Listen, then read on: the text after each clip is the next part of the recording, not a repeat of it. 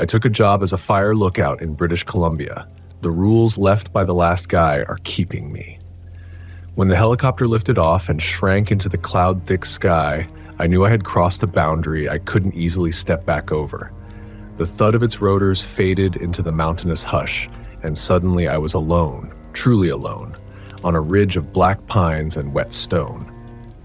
The tower rose behind me like a watchful spine of metal and old timber.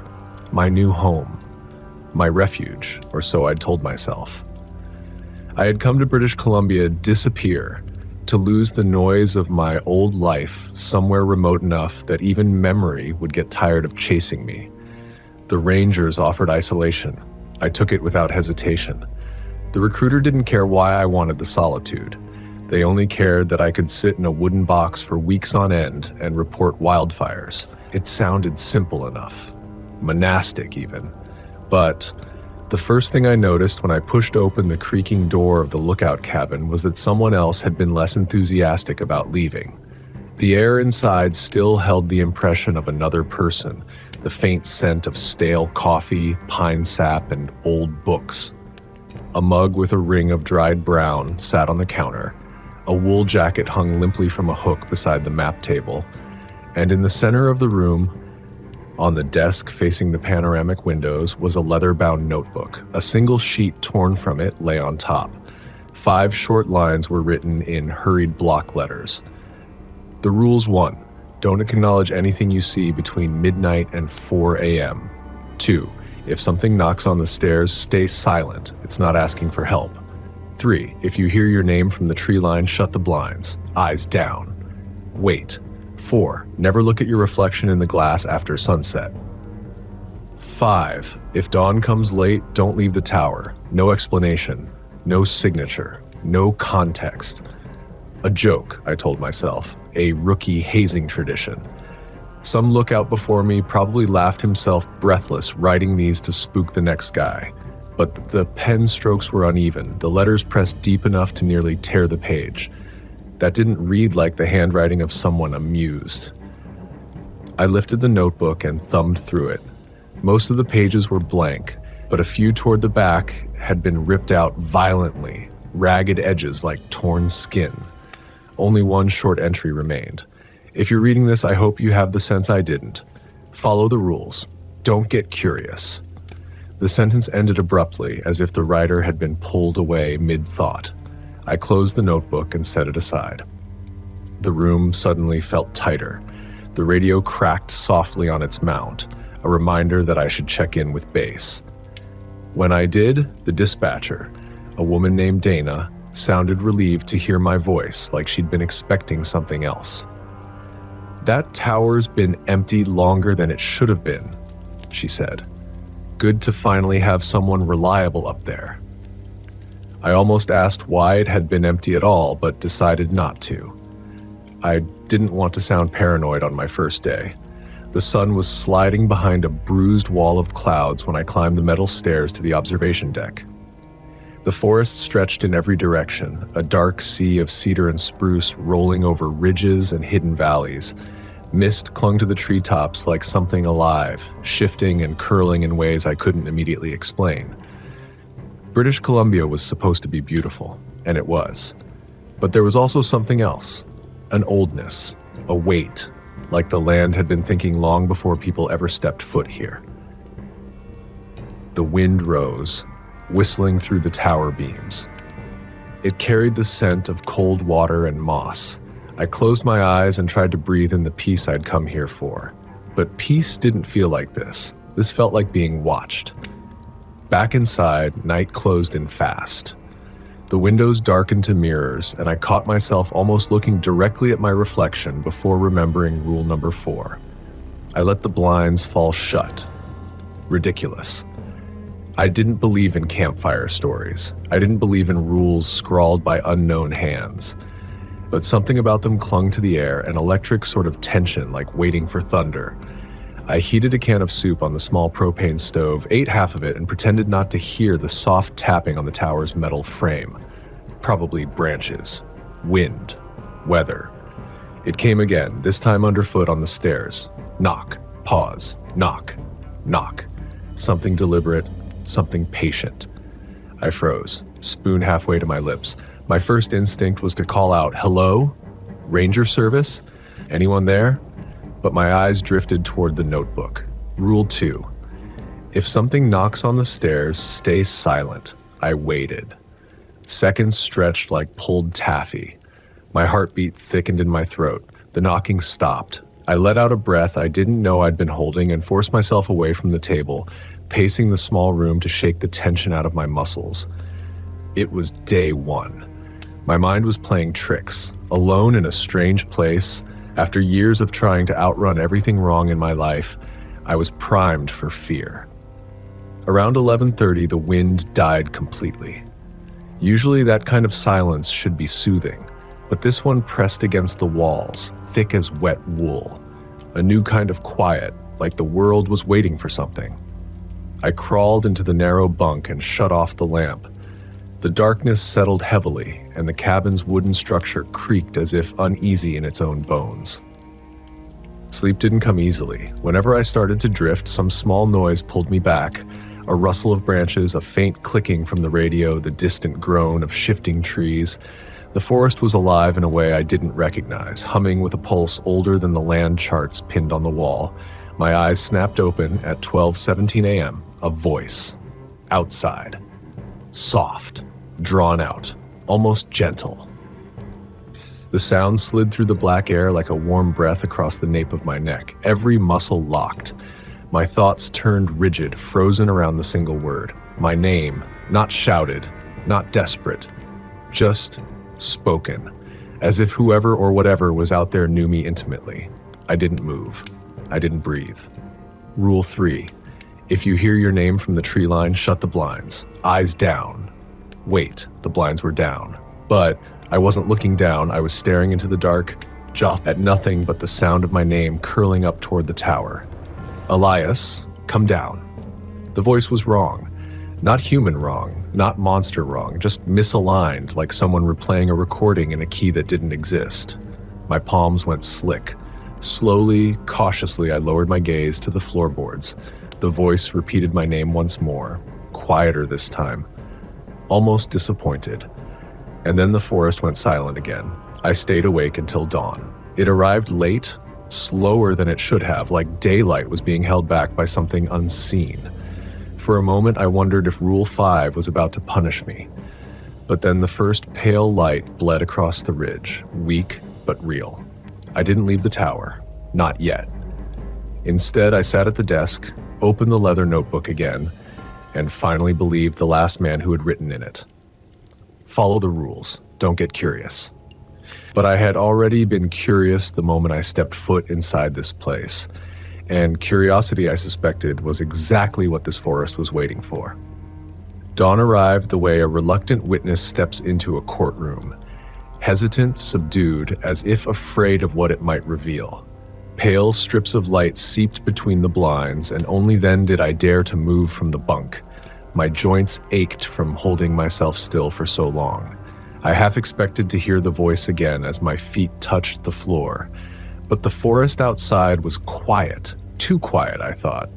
Quiet in a way that wasn't natural. I opened the blinds slowly, bracing myself for something. A figure, a shadow, a distortion in the trees. But the view looked normal. No signs of movement, no strange tracks in the mud around the tower, no footprints on the stairs. If something had been calling my name last night, it had left without a trace, or it had never needed to leave tracks. I tried to shake that thought off, but it clung to me like wet bark. I checked in with base first thing. Dana's voice crackled through the radio. "Morning, Elias. Quiet night." I hesitated. I should have told her about the voice, about the knocking, about the way dawn had dragged itself across the mountains. But the rules loomed in my mind, unspoken and heavy. Part of me believed saying anything out loud would make last night real in a way I wasn't ready for, so I lied. Yeah. Quiet. Good. Storm system might move in later today. Keep an eye out for any strikes. Otherwise, enjoy the solitude while it lasts. Her tone was warm and impossibly normal. I envied her distance from this place. After breakfast, 3 strips of jerky and a mug of instant coffee, I decided to do something grounding. Inventory the supplies. If I was going to be stuck in this tower for weeks, I needed to know what I had.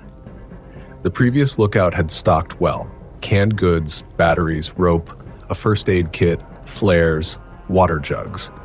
Then, on the bottom shelf, I found something odd. A small metal box dented at the corner and secured with a rusted latch. Inside were several old maps, their edges burnt or water damaged.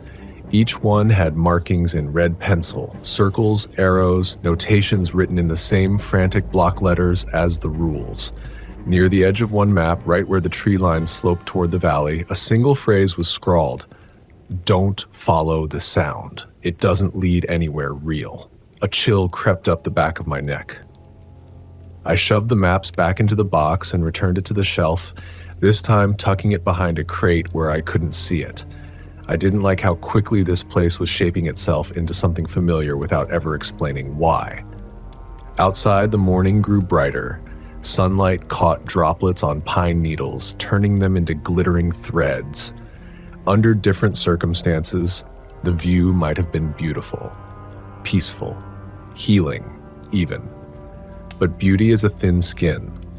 Beneath it, I sensed something ancient, patient, and indifferent. I stepped out onto the deck of the tower to feel the air. The smell of damp soil and cedar steadied me. The forest stretched beneath me, unbroken and silent except for the occasional whistle of wind through branches. I scanned the tree line. Nothing. But the trees felt arranged somehow, watching, leaning just a hair closer than they had yesterday. Maybe it was my imagination, maybe not. I descended the metal stairs to inspect the area around the base of the tower. The mud was untouched, no footprints, no drag marks, no indentations, as if no living thing had been near the tower all week. I should have been relieved. Instead, it unsettled me more. Back inside, I tried reading through the other pages of the notebook. Most were blank, but a few contained fragmented sentences. The forest doesn't make mistakes. Listen for the second silence. It's older than us, older than the mountains. Curiosity is how it opens you. Open you to what? It was during this uneasy reflection that I caught a glimpse of movement outside. A flicker. A shift. Something standing just beyond the lowest branches. My pulse spiked. I stood perfectly still. The figure didn't move. It didn't step closer, didn't wave, didn't even react to the wind that picked up. It stood among the trees like a misplaced statue, upright, narrow, and too still to be human. A shadow fallen in the wrong direction. I blinked, and it was gone. Not walked away, not hidden, gone, like it had been unmade. The radio hissed behind me, making me jump. A burst of static. Then Dana's voice broke through, distorted. "Laius? You copy? Storm, might earlier than expect." Then static swallowed her words. I grabbed the mic. "I copy. You're breaking up. Say again?" Only the hollow hum of interference answered. Something was wrong with the signal. Or something was wrong with the air. The figure in the woods lingered in my mind long after I'd stopped staring at the spot where it had been. I tried to rationalize it. Light on wet bark, shadow from moving clouds, tricks of distance. But deep down, I knew better. The rules were beginning to make sense. If something knocks on the stairs, if you hear your name from the tree line, don't acknowledge what you see between midnight and 4. These weren't warnings. They were survival instructions. By afternoon, the wind had shifted. Heavy clouds rolled in, smothering the sky. A faint pressure built behind my eyes, like a headache trying to bloom. I took a walk around the interior of the cabin, anything to digest my mind. At the back of the room, beside the radio desk, was a narrow closet I hadn't checked yet. Its door stuck at first, but after a shove, it creaked open. Inside hung another jacket, not the wool one I'd seen earlier. This one was heavier, dark blue and stiff with dried mud on the sleeves. I reached into the pocket and pulled out a folded scrap of paper. One word was written on it. "Sorry." My stomach nodded. Was it an apology, a warning, a note the last lookout had meant for someone else? Or for himself? I felt a sudden urge to step outside again. to confirm the world still existed beyond this claustrophobic box. The storm clouds swallowed the horizon. The air smelled metallic, like a downed power line. The branches of the nearest trees twitched in a breeze I couldn't feel on my skin. I was about to turn back when I heard it, a faint echo drifting up from the valley floor. Soft, rhythmic. My name. Elias. Not the same voice as last night. This one was higher, fragile, almost familiar. It sounded like my sister, my dead sister. I felt my mind split between two states, disbelief and something darker, recognition. The sound tugged at buried memories I'd spent years trying to outrun. I clamped my hands over my ears, but the voice seeped through like water through stone. Elias, it's okay. Come down. My breath stuttered. Rule 3 echoed like a commandment. If you hear your name from the tree line, shut the blinds. Eyes down. Wait. I stumbled back into the cabin, yanked the blinds shut, and sat on the floor, palms pressed to my ears, eyes fixed on the boards below me.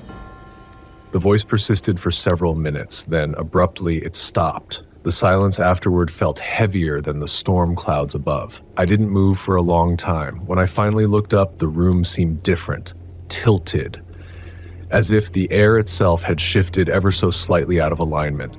The storm still hadn't broken, but something else had, inside me, or outside, or between. The storm arrived just after dusk, not with thunder or wind, but with a dense, suffocating fog that rolled in from the valley like a living tide.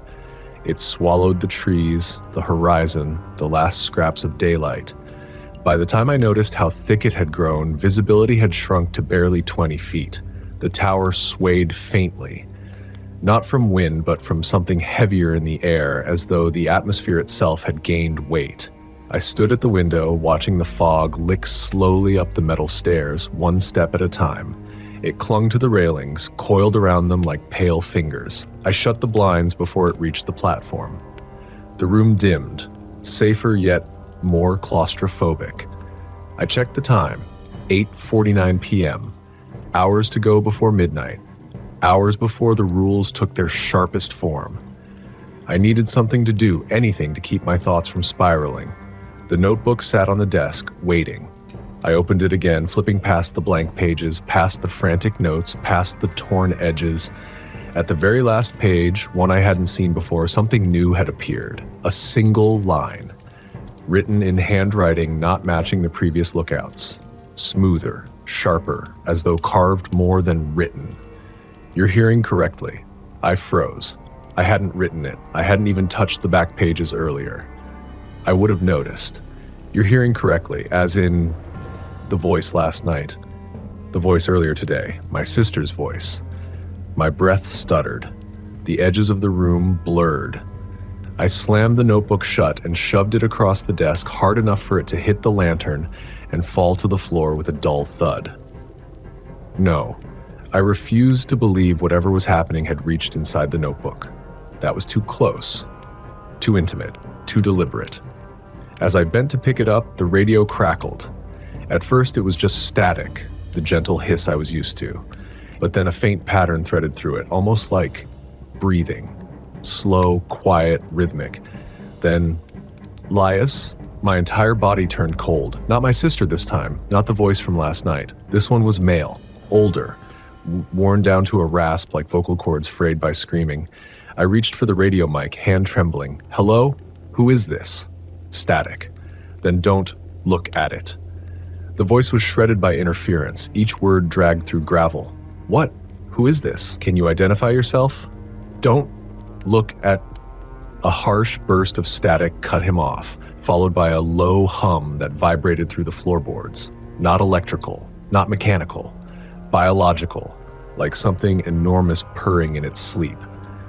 I snapped the radio off. The tower sank into silence again, thick and waiting.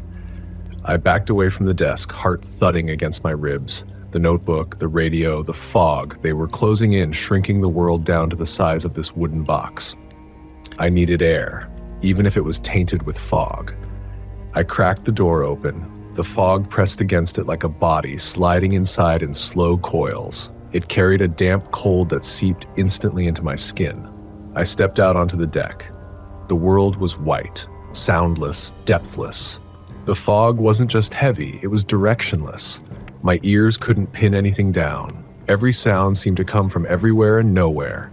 The faint creak of a branch, the distant drip of water, the far-off moan of shifting earth. I'd dealt with fog before, but nothing like this. I leaned over the railing. Shapes moved below. Not figures, not animals, just shapes. The fog kept folding over itself, creating brief impressions, like silhouettes that almost existed but didn't hold shape long enough to be recognized. Faces without features, bodies without volume. Memory impressions. The forest felt like it was breathing them out. A chill ran through me, deeper than cold. I stepped back inside and shut the door as quietly as I could, even though nothing alive should have been able to hear me through that depth of fog. Nothing human, anyway. The clock ticked toward midnight. I sat on the bunk, trying to force my heartbeat to slow. I told myself none of this could touch me if I stayed inside. Followed the rules. Kept my head down. But around 11:40, the temperature dropped. Not gradually, abruptly. The kind of cold that made your breath visible in seconds. Frost crept over the lantern glass. My fingers stiffened instantly. Then the knocking began. Slow. So slow. Knock. A long breath. Knock. Another. Knock. Knock. My insides clenched. Rule 2. If something knocks on the stairs, stay silent. It's not asking for help. The knocks were deliberate this time. Purposeful. As if something was thinking between each one. I imagined a hand, no, a shape, pressing itself against the metal steps, testing its way up toward me. I imagined it pausing, listening for movement inside the tower. Listening for me. I pressed a hand over my mouth, swallowing every sound. The knocking continued. Became faster. Became curious. Knock, knock. Knock, knock, knock, knock. Like someone trying different rhythms, trying to find one I might respond to. It lasted nearly 10 minutes. When it finally stopped, I didn't move for a full 30. Eventually, something inside me unspooled with a small, fragile sigh. I curled down onto the bunk, pulled the thin blanket to my chest, and closed my eyes. Maybe I slept. Maybe I drifted in a half-conscious state. All I know is at some point, the room shifted, tilted, warped like I was sliding away from myself, and someone whispered my name again, not from outside, inside. Elias. A voice behind my ear. I lurched upright, slamming my shoulder against the wall. The room was empty. The air still. My own breath loud and uneven. It was past 3 a.m. My throat was dry. My eyes burned. Every nerve screamed exhaustion and fear. And then something occurred to me. Rule 1, don't acknowledge anything you see between midnight and 4 a.m. It didn't say anything about hearing. But acknowledging, that could mean reacting, speaking, turning. Had I just broken the rule? The walls groaned softly as if answering my question. I needed to hold on until dawn. Just a few more hours. I sat at the desk and forced myself to focus on something physical, something real. The lantern, the maps, the texture of the wood beneath my fingertips. My gaze drifted to the fogged window. A shape was pressed against the glass. Humanoid. Tall. Lean. A silhouette formed out of fog so dense it might as well have been flesh. Its face was inches from mine, separated only by a pane of glass. I froze. My mind screamed. Don't acknowledge. Don't acknowledge. Don't acknowledge. My body obeyed. I looked down at the desk. I did not breathe. I did not blink. My eyes watered with the effort. The shape remained there. I felt it watching me, not impatiently, not angrily, curiously, as if deciding what kind of thing I was. And slowly, agonizingly slowly, it tapped the glass. Once, twice, 3 times. The way a scientist might tap a jar containing something new. My heart hammered so violently I thought it might burst. The tapping stopped. A long silence followed. Then a low scrape, as though something dragged its fingers, or something like fingers, down the window pane. And finally, the shape melted back into the fog. I sat there shaking long after it left, gripping the edge of the desk so tightly my knuckles turned white.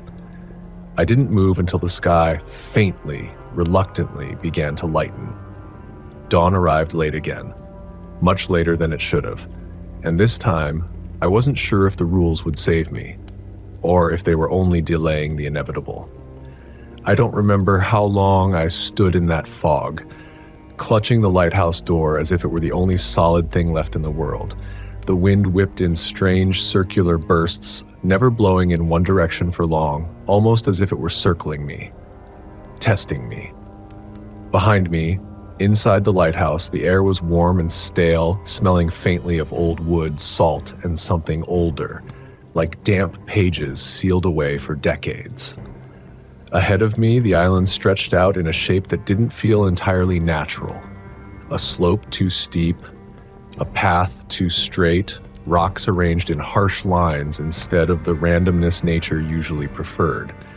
It was like the whole island had been planned by someone who didn't fully understand how coastlines were supposed to work, or maybe someone who understood them far too well. I tightened the straps on my pack and forced myself to breathe normally. My predecessor, Rowan Hale, had supposedly died of exposure during a sudden storm. That was the official report.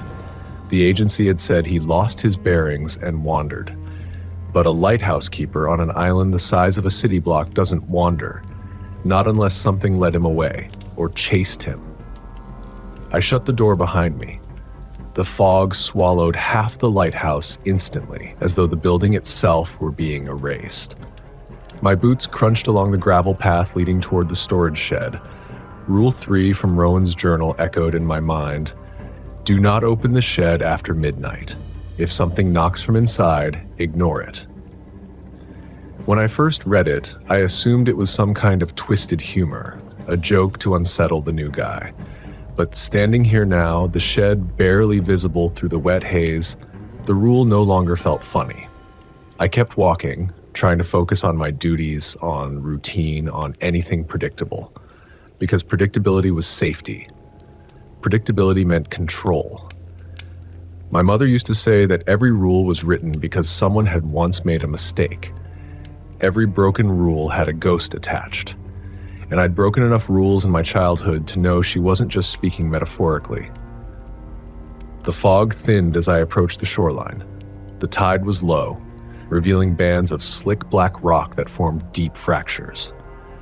Water surged and retreated in those cracks, making a hollow, gurgling sound as if the ocean were breathing through the island's throat. I knelt to check the tide markers, numbers carved into stone, a line of rusted metal stakes driven into the cliffside. The first stake was wet, the second was almost dry. Good. The water level matched the chart. Nothing unusual. That was when I noticed the footprints. They weren't mine. They weren't from the supply drop 2 days ago either. Those prints near the dock had been round, wide, clearly made by the heavy rubber boots worn by the delivery crew. These were narrower, barefoot, human, and they led away from the cliff where the tide had been raging all morning. My mouth went dry. I glanced behind me instinctively, but the fog hid everything past a few meters. The prints disappeared into it. Probably old, I muttered aloud. Probably Rowan's, but they were too fresh, too distinct. No erosion, no softened edges. Someone had walked here recently, minutes, not hours, before I arrived. A cold tremor traveled up my spine. As I followed the prints toward the fog's edge, a faint sound rose above the waves, a slow, rhythmically uneven tapping, like someone drumming their fingers on metal. Tap, tap, tap, tap. I froze. And then I realized what the sound was coming from. The storage shed. Rule 3. Do not open the shed after midnight. If something knocks from inside, ignore it. But it wasn't midnight. It was just past 9 in the morning. And the knocking wasn't coming from inside, it was coming from the roof. Tap, tap, tap, tap. The rhythm was wrong, almost patterned, almost thoughtful, like something mimicking a code it didn't fully understand. I swallowed hard and stepped back. My boot brushed against something on the ground. I looked down and saw a long strip of torn fabric, faded green, frayed at the edges, stiff with dried salt. It looked like it had been ripped from a jacket. A uniform jacket, a lighthouse keeper's jacket, Rowan's jacket. My pulse thundered in my ears, the footprints, the knocking, the jacket. Rowan wasn't just a tragic accident victim. Something had driven him to that cliff. Something had torn this fabric free. Something had dragged him or lured him away from safety. The knocking stopped. The silence that followed wasn't natural. It was too complete, pressing into my eardrums like a weight. Even the waves seemed to hush. Then, softly, faintly, something whispered from the fog. Not words, not even a voice, just shape, movement, the faintest outline of a figure, barefoot, standing just beyond where the footprints ended. My heart slammed against my ribs and instinct took over. I stumbled backward, nearly tripping on the rocks, and ran toward the lighthouse. The fog swallowed everything behind me, but I didn't dare look back. The air felt thicker, heavier, as if hands were grabbing at it around me. I didn't breathe again until I reached the lighthouse door. My hands shook as I turned the handle and threw myself inside. The door slammed shut with a boom that echoed up the spiral staircase. I leaned against the wall, chest heaving, trying to make sense of what I'd seen, or thought I'd seen. Maybe isolation was already getting to me. Maybe sleep deprivation was twisting shadows into shapes. Maybe I'd let Rowan's journal get inside my head. But then, just as the fear began to dull, something slid under the door. A thin slip of paper, damp with fog. I stared at it, the tiny rectangle trembling slightly in the draft. Slowly, cautiously, I picked it up. 3 words were written in shaky, uneven handwriting, letters slanting like they'd been scribbled by someone whose hands wouldn't stay still. 3 words that made the floor feel unsteady beneath me. You broke Rule 1. I stared at the note for a long time before my brain caught up with what my eyes were seeing. You broke Rule 1. The letters looked as if they'd been carved more than written, sharp at the edges, shaky in the middle, like whoever wrote them had been freezing, or terrified, or both. Rule 1, do not look at the water after sunset. But last night I had looked at it, longer than I meant to, drawn to the strange, pulsing glow far below the cliff. The light had felt like it was rising to meet me, as if the ocean itself were lifting some blinking eye toward the surface. I told myself it was bioluminescent algae, maybe moonlight hitting sediment, anything normal, anything human. But I looked, and someone, or something, knew. My throat tightened. The note crumpled slightly as my fingers trembled. The lighthouse hummed faintly around me, a sound I hadn't noticed before. Not machinery, not electricity, something deeper, like a low, distant moan reverberating through the foundation. I turned the deadbolt on the door even though I knew it wouldn't matter if whatever was out there actually wanted inside. I needed height, clarity, perspective. So I climbed. The metal staircase spiraled upward in tight turns, each step clanging slightly under my boots. With every level I passed, the air changed, warmer near the base, cooler and metallic near the middle, and near the top, thin, almost sterile. The lighthouse had a heartbeat of its own, and I was climbing into its skull. When I reached the lantern room, my breath fogged the glass panels. The huge Fresnel lens stood silent, its surfaces catching stray shards of daylight. It wasn't illuminated yet. The beacon was only switched on at dusk. But something else was there. A shape. For one panicked heartbeat, I thought someone was standing by the far window. But as the fog shifted, the shape didn't move. It only leaned. It wasn't a person. It was a coat. A heavy, salt-bleached lighthouse coat draped over a mannequin bust, one I hadn't noticed during last night's orientation.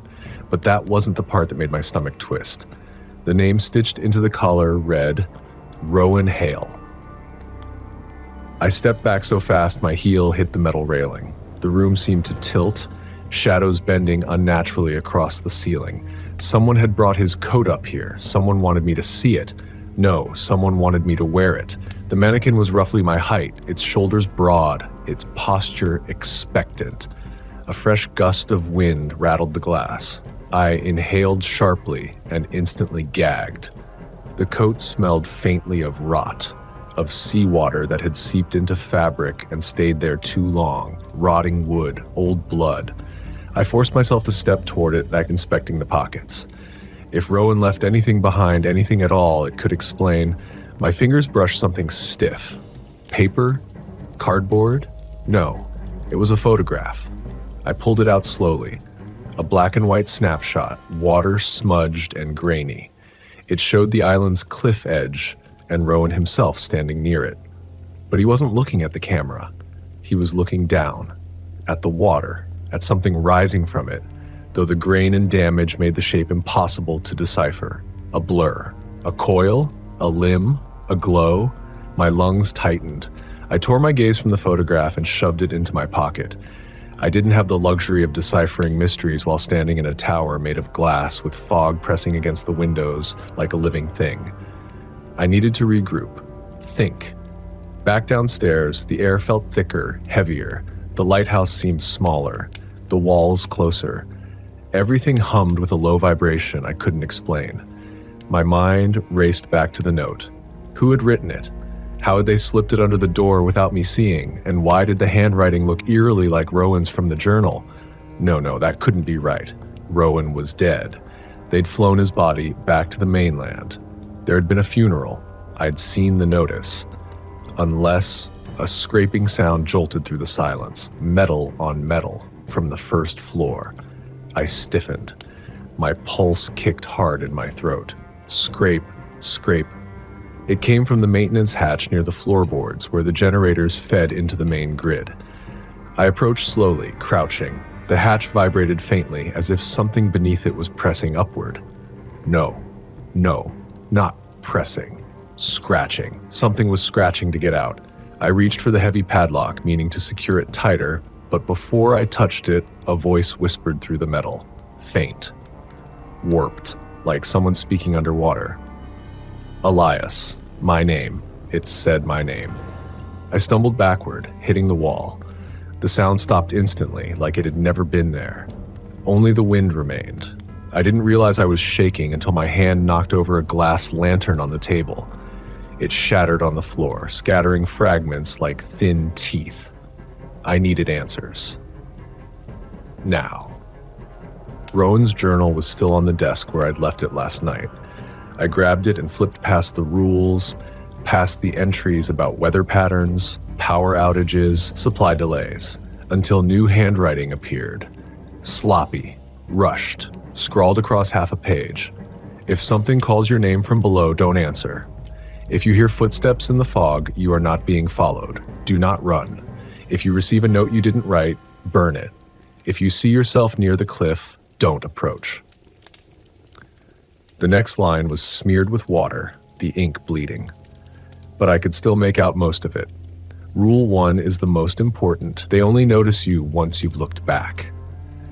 The page trembled in my grip. Something thudded against the door, hard enough to rattle the hinges. I froze, breath locked in my lungs. Another thud. Then a slow drag, as if someone was running their palm or their entire body along the lighthouse wall. I backed away from the door. The journal slipped from my hand. The thudding stopped. Then, just as my heartbeat steadied, one single knock echoed from outside. A deliberate one. Slow. Precise. A knock that sounded exactly like a human fist. Another slip of paper slid under the door, stopping at my feet. This one had only 2 words. Open it. The paper lay at my feet like something alive. Thin. Weightless. Yet it felt heavier than anything in the room. Open it. The knock didn't repeat. Whoever or whatever stood outside wasn't impatient. It knew I would read the note. It knew I would freeze exactly like this, heart held in a vice, staring at the door as though it were the thinnest membrane between sanity and whatever waited beyond. I forced myself to breathe. Rowan's journal said to burn notes I didn't write, but the stove was downstairs, and to reach it, I would have to pass the door. No, I couldn't do that. Instead, I bent down slowly, 2 fingers lifting the slip of paper like it might burn me through touch alone. The texture was damp, fog had kissed it, or fingers that weren't entirely human. I turned it over, blank on the back, but it smelled wrong, metallic, briny, a hint of decay so faint I wondered if the scent came from the lighthouse itself. The silence outside pressed inward, thick and living. My throat dried. If something calls your name from below, don't answer.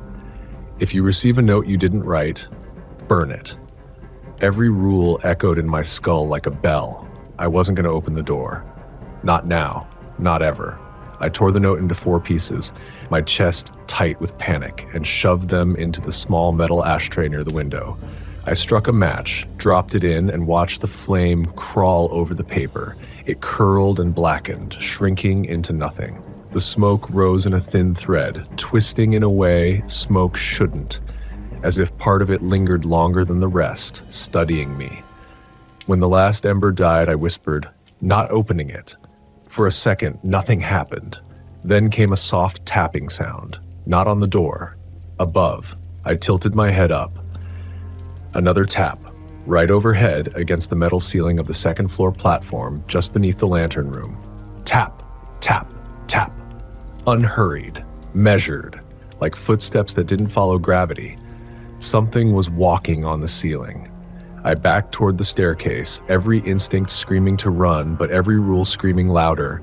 Do not run if you think you are being followed. Think, Elias, the scraping at the maintenance hatch earlier. The voice whispering my name, the figure in the photograph, the way the fog clung to the windows like fingers. Every event wasn't random. They were steps, a sequence. And I had triggered the first one the second I looked at the water after sunset. Tap. Again, above me. I steadied my breathing and started to climb, slow and deliberate. The metal railing felt colder than it had earlier, as though the entire lighthouse had dropped several degrees. Halfway up, the tapping stopped. Silence swallowed everything. I froze, tensing, listening. Then creaking.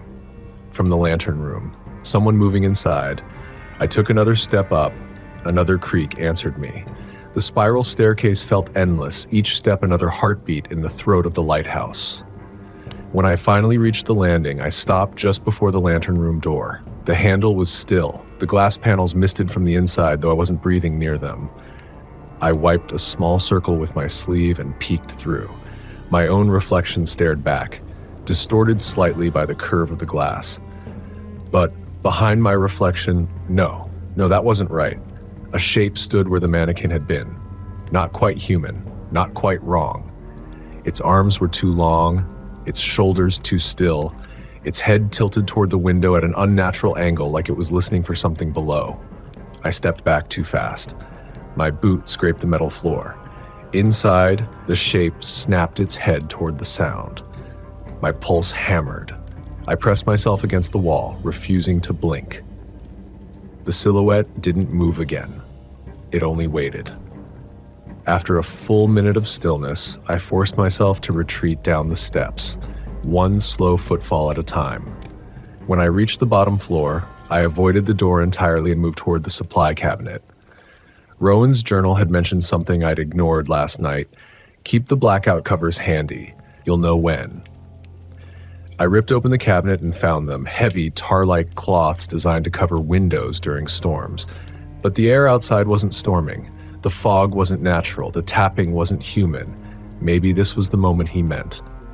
I hung the covers over the first window. The room dimmed instantly. My hands worked faster, heart thudding as I covered the second, the third. A scraping sound slid across the outer wall, long, deliberate. Something was dragging its fingers along the curved exterior of the lighthouse. I froze mid-motion. The scrape moved toward the uncovered window. No, it wasn't just looking for a way in. It was testing where I hadn't prepared. I lunged and slapped the blackout cover over the glass just as a shape passed by outside. Not a full silhouette, more like a distortion in the fog, a bending of light, a suggestion of a face pressed too close. I backed away, hands shaking. Silence returned again. Unnatural silence, thick and waiting. When I was sure whatever it was had moved on, I sank to the floor with my back against the wall and opened Rowan's journal again. There had to be more. I skimmed pages until a small note fell out, one I hadn't noticed earlier. It was tucked between 2 entries, folded twice, edges wrinkled from water damage. On the outside, scribbled in frantic pressure, "If you've broken Rule 1, read this only once." I unfolded it. The handwriting was frantic but legible. They rise when noticed, they approach when named, they appear when watched, they imitate when invited, and they knock when the boundary thins. My blood froze. If you see one at the cliff, do not assume it's looking at the water. It is waiting for you to join it. My throat clenched. Then the final line, blurred, almost illegible, but unmistakably urgent. Whatever you do, never open the door once they've knocked. A shudder moved through the lighthouse, soft, almost like a sigh. Then something slid another note under the door, a fresh one, unburnt. It had 4 words this time. You already did, Ilias. The note lay face up on the floor, its ink so dark it looked wet. You already did, Elias. My pulse crashed against my ribs. I hadn't opened the door. I was sure I hadn't. I could still feel the deadbolt beneath my fingers from earlier, stiff and unmoved. But the lighthouse had a way of bending certainty, of rearranging reality the way the tide rearranged sand. My throat tightened. I grabbed the nearest lantern, flicked it on, and held the light toward the door. The deadbolt was still locked. So how? A soft hiss cut through the silence, a breath, right behind me. I spun, lantern raised like a weapon. No one was there, but the room felt occupied. The air pressed against my skin like humidity, even though the temperature had dropped. Every hair on my arm stood on end. Something was in here with me. I forced my breath to slow, but it came out in shallow tremors. Rowan's journal said one thing clearly: they imitate when invited. Had I invited something? I didn't speak to it. I didn't open the door. My gaze snapped back to the ashtray where I'd burned the first note. The ashes were gone. Not scattered, not disturbed, gone. The tray was empty, clean. Either something had taken the ashes, or time had warped the moment I stopped watching. I heard a faint creak from the stairwell. One step, then another. Slow, weightless, like someone walking whose feet weren't fully touching the ground. The lantern flickered in my hand, though there was no draft. I backed into the far corner of the room, keeping my eyes locked on the stairwell entrance. A shadow stretched along the wall, longer than any human silhouette should be. Tall and thin, too thin. Like the bones of a person stretched out without flesh. But the shadow didn't belong to any figure, not one I could see. "Stay back," I whispered. Instantly, I regretted speaking. Speaking meant acknowledging. Acknowledging meant inviting. A floorboard creaked right beside me. I jerked sideways, raising the lantern. Nothing. The temperature dropped sharply, so fast it stabbed pain into my joints. Frost began to creep along the metal legs of the table, delicate and branching like something alive. Then the spiral staircase rattled, not from footsteps, from vibration. A deep, resonant hum rolled down through the lighthouse frame, shaking dust from the ceiling. The hum wasn't mechanical. It wasn't wind. It sounded like a voice so low it was beyond pitch, felt instead of heard. My teeth buzzed, my vision blurred at the edges. Then a whisper slid through the room, soft as breath. "You did open it." It didn't come from the door. It came from the center of the room. I whipped the lantern toward the sound. The light illuminated a figure for less than half a second. Not a person, not an animal, just an outline. A distortion in the air like heatwave shimmer in the shape of a man. Then it vanished. My knees nearly buckled. Rowan's journal lay open where I'd dropped it earlier. Pages fluttered though the air was perfectly still. One page folded itself sharply, pointing toward a single paragraph. I edged toward it and crouched, careful not to let the lantern's light leave the corners of the room. My eyes scanned the lines. Once they notice you, your perception becomes unreliable. You won't know what you opened or didn't open, what you saw or imagined. They alter memory because memory is the easiest door. My stomach dropped. Memory is the easiest door. That meant I couldn't trust what I remembered about the door, or the knock, or even the hours leading up to it. A vibration thrummed through the floorboards, building, and then everything went still again. Too still. The kind of stillness that only happens after something significant moves. I stood, slowly, lantern trembling in my grip. Okay, I whispered to myself, think. What did I know for certain? 1, I'd broken Rule 1. 2, the knock had come. 3, something got inside without the door opening conventionally. 4, memory was no longer trustworthy, which meant the only safety was in the rules themselves. They were the last line between me and whatever this was. I looked at the list again. Rule 3, if something calls your name from below, don't answer. Rule 4, if you receive a note you didn't write, burn it. Rule 5, if you see yourself near the cliff, don't approach. There were only 6 total. The 6th one was the strangest. If the light turns itself on, stay away from the windows. I hadn't figured that one out yet. Then the lantern room above me ignited. A narrow beam burst outward, slicing through the fog like a blade of white fire. I flinched at the sudden brightness overhead. The lighthouse shouldn't activate on its own. The controls were manual. There was no timer, no automation. I hadn't turned it on. Something else had. Rule 6 slammed through my thoughts. If the light turns itself on, stay away from the windows. I backed up immediately. Glass surrounded half the room. I crouched behind the emergency desk, ducking low. Outside, the fog churned. Not rolling, churning. A thick spiral coiling upward from the cliffs like something stirring beneath the surface of the island. Shapes moved within it, dark, tall, unsteady. Then a slow, heavy knock boomed against the outer wall of the lighthouse. Not the door, directly against the reinforced metal siding. Another knock, harder. The sound vibrated through the floor into my bones.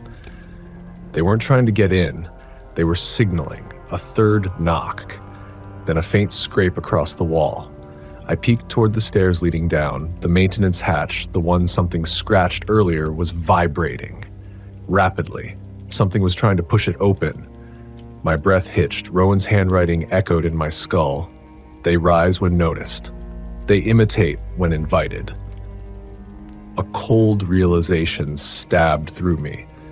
The knock outside wasn't an invitation for me to open the door. It was an invitation for something else to come in. The maintenance hatch snapped upward a full inch. A gasp ripped out of me. I dashed to it, slamming my boot on the hatch and forcing it shut. The impact rattled my leg, and a surge of pressure pushed back from underneath, far stronger than anything I wanted to imagine.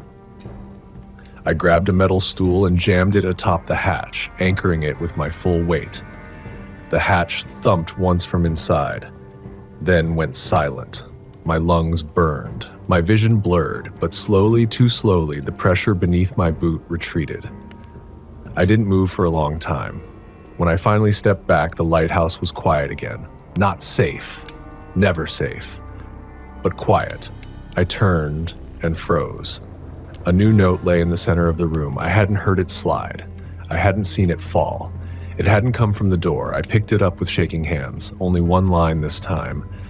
You won't survive tomorrow unless you fix what you broke.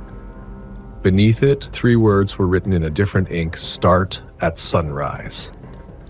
Sunrise arrived too slowly. Or perhaps it was only that my senses had warped under the weight of the night. I hadn't slept. I hadn't moved from the far corner of the lighthouse after reading the last note. The ashtray remained empty. The journal lay open. The black and white photograph of Rowan stared up at me from the floor, like a warning. By the time pale lights seeped through the blackout covers, the fog outside had thinned, just slightly, but enough for shapes to begin stirring. Shapes that shouldn't have been. Shapes I had seen before in glimpses. Too tall, too thin, too fluid. I couldn't tell which were shadows, which were solid, which belonged to the island, which to something else. I opened Rowan's journal to the first page, searching frantically for any entry I might have missed, any instruction that could guide me through the morning. That's when I realized the journal had changed overnight. The pages I remembered were slightly warped, new lines scribbled between the printed entries. Fix what you broke. Do not leave the tower until done. They will observe until you begin. Do not call for help. Do not speak. Do not run. A heartbeat later, I realized something else. I couldn't remember exactly how I had broken Rule 1. I only remembered looking at the water after sunset, but the specifics, the depth, the exact moment, gone. Memory had been scrubbed, replaced with foggy impressions, leaving me unmoored. I needed proof, I needed action, and I needed to start at sunrise. I took a deep breath and climbed the staircase again. The lantern in my hand felt heavy, leaden, as though it had absorbed all the fear from the night. Each step creaked and groaned beneath me. The lighthouse's heartbeat pulsed beneath the metal floor, syncing with my own racing pulse. I reached the lantern room and paused. The Fresnel lens was clean, empty, normal. But outside, the fog churned in circular patterns, too deliberate, almost alive. The journal mentioned the cliff. Rowan had left something there, something tied to the rules, my only guide. Rule 5, if you see yourself near the cliff, do not approach. I had already seen myself near the cliff, or thought I had. Memory was unreliable, but the note said I wouldn't survive unless I fixed what I broke. That meant moving toward it, facing it, ignoring instinct, ignoring fear. I descended slowly, lantern swinging. Every step back to the first floor felt longer than it should, as though the lighthouse itself resisted my motion. The floor vibrated faintly underfoot. I glanced at the door. Locked. Safe, for now. The fog outside had lifted enough to reveal the cliff edge in the morning light. And there, in the dim gray, a figure crouched. Not Rowan, not human, but wearing a tattered version of his uniform, its head tilted at an impossible angle. Its eyes, or where they should have been, shimmered with something pale and wet. It was waiting. My gut screamed at me to turn back. The rules screamed at me to move forward. I stepped outside. The rocks beneath my boots were slick. Salt spray from the crashing waves made the air taste metallic. Every nerve in my body screamed. Every instinct yelled survival. But I climbed toward the cliff anyway, keeping my lantern close, watching the figure move in tandem with me, just beyond the edge of perception. Rule 4 echoed in my mind. If you receive a note you didn't write, burn it. I'd burned them. I thought I had, but new notes continued to appear. Invisible hands moving faster than I could see. A presence mocking me, testing me. Halfway to the cliff, I saw it. The first true manifestation of what the rules protected me from. The water below shifted unnaturally. The waves rose, stacked atop one another as though frozen mid-motion, curling in impossible geometries. A faint glow pulsed from deep beneath, emanating a heatless light that made the rocks feel cold, metallic, untrustworthy underfoot. I froze, and that's when I heard it, a whisper, rising from the depths of the cliffside, carried by the wind in fractured syllables. Elias, fix it, start at sunrise. My lantern trembled in my grip. The figure on the rocks beside me wasn't moving, not yet, but it watched, and I knew, somewhere deep in the marrow of the island, that if I hesitated, it would act. The first step onto the cliff's edge felt like entering another world. The rocks were wrong, the angle impossible, the sea below deeper than memory should allow. And the figure followed, unblinking, silent, a shadow stretching unnaturally over the stones.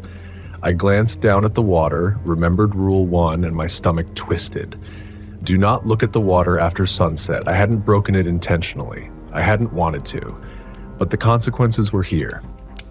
And looking now, even as the morning sun tried to dilute the terror, was unavoidable. The journal clutched in my hand felt hot.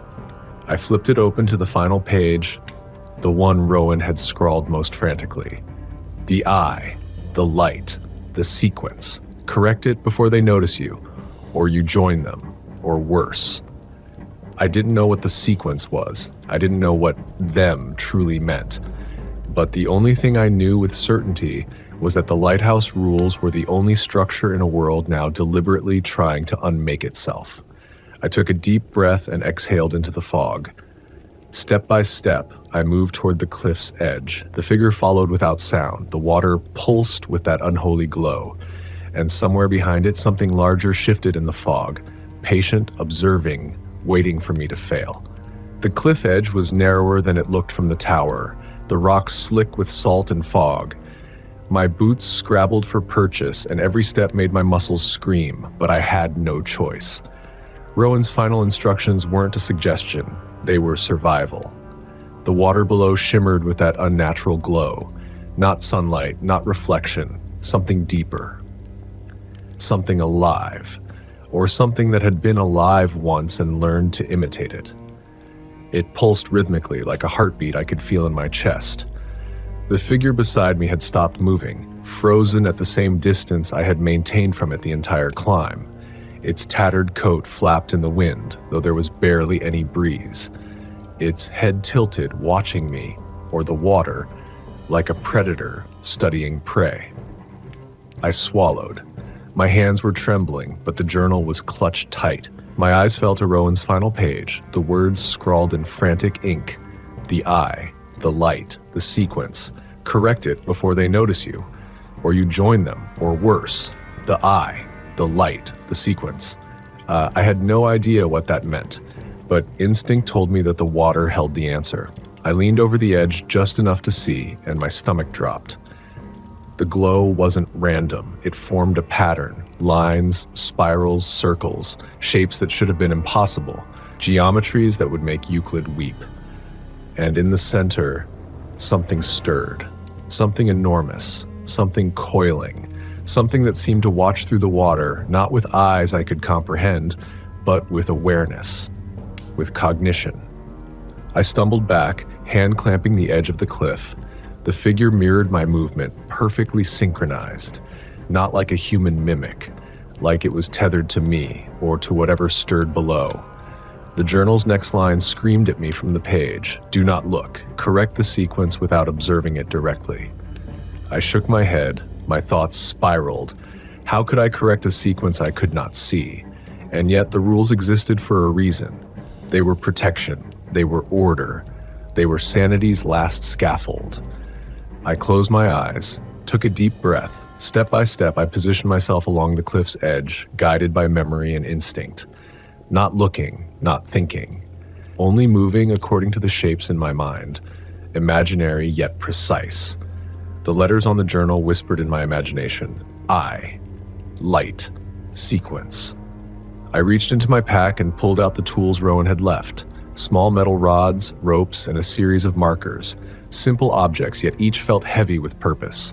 I arranged them as I imagined the pattern should be, aligning rods, tying knots, planting markers along the cliff. Behind me, the figure shifted closer. I could feel its awareness pressing against the back of my neck. Its presence was oppressive, patient, a living pressure that made my skin crawl. And then I heard it. Not from behind, not from the water, from everywhere at once. A whispering chorus, a susurration of voices, all of them saying my name. Elias, Elias, Elias. I froze. My fingers trembled over the last rod. My heart felt like it had doubled in size. The rules flashed in my mind. Do not run. Do not speak. Do not acknowledge. I obeyed. I completed the arrangement without looking directly at the water. Each rod, each marker, each rope was placed by feel and memory. My hands were bleeding from gripping the rocks and ropes, but I ignored it. The fog shifted. The figure drew closer. I could feel its elongated form beside me, not touching, not yet, but observing. The water pulsed brighter. The coils stirred as if aware that the sequence was nearly complete. I placed the final rod, paused. The air trembled. The fog thinned around me, and I felt the first real sense of control I'd had in days. The glow in the water contracted, pulled inward, and then vanished. Silence, not the oppressive silence of before. A calm, almost reverent silence. I opened my eyes. The figure was gone. The fog was dissipating. The water below rippled naturally. The cliff seemed solid, safe, real again. I sank to my knees. My body shuddered. My head spun. Rowan's journal lay open on the rocks. One final note had appeared in handwriting I didn't recognize. Sharp, clean, precise. You survived the first notice, the sequence holds, but they will not forget, and you will not be alone forever. A gust of wind scattered the journal's pages into the water.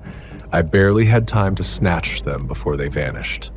The lighthouse behind me was silent. The fog rolled gently over the rocks, the sound of the ocean once again natural and rhythmic.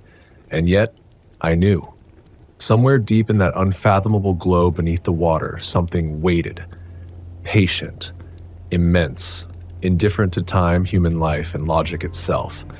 Something that had noticed me and would remember. I stayed on the cliff long after sunrise, knees pressed to my chest, lantern by my side, waiting for the next knock, the next note, the next instruction, because I knew without a doubt that this was only the beginning. By midday, the fog had thinned to a light mist. The lighthouse sat like a sentinel on the edge of the island, calm and ordinary from a distance. Inside, however, the air was thick with tension, as if the building itself remembered the night's horrors. I climbed the spiral staircase slowly, deliberately, every step a conscious act of defiance against the dread pressing at my back. Rowan's journal had guided me this far, but the remaining rules loomed like invisible chains. Rule 2, do not whistle or hum near the lantern room. Rule 3, do not open the shed after midnight. If something knocks from inside, ignore it. Rule 4, if you receive a note you didn't write, burn it.